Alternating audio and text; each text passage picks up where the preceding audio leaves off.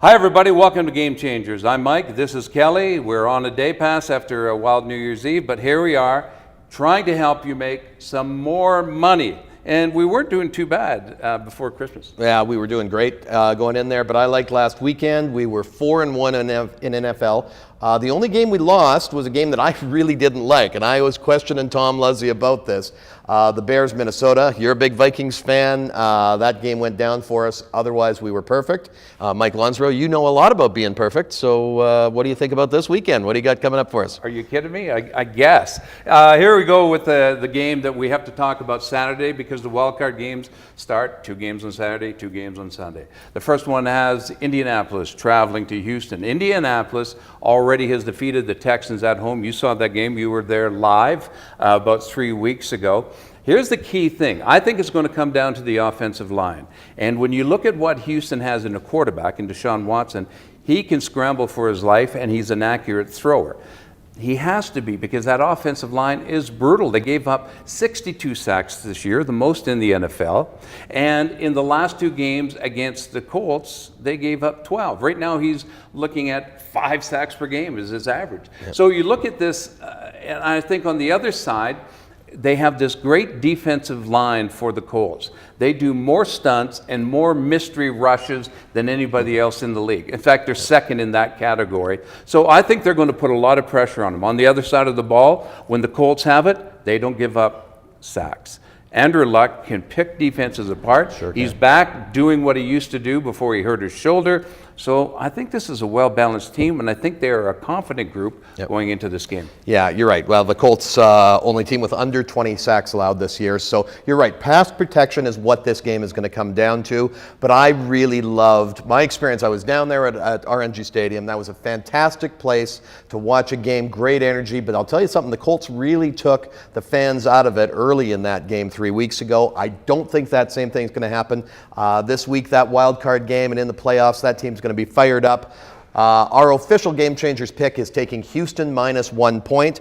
The total in this game is 48, and I think it is going to be a high-scoring game. So our official Game Changers pick, take Houston minus 1 and take the over 48.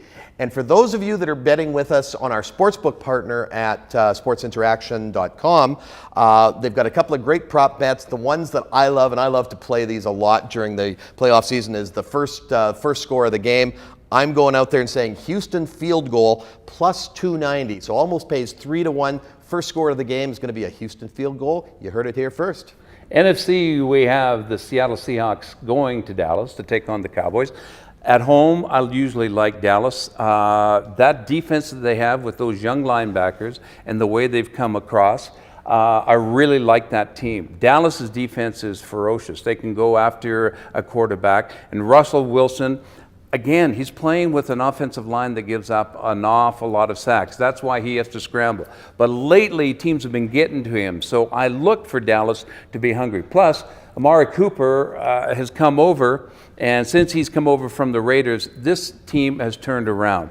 They have won 7 of 8 games. So playing at home, it's going to be tough, but the quarterback edge, I go to Seattle. The defense edge, I go to the Cowboys. Yeah, well, I think you're bang on when you talk about Dallas at home.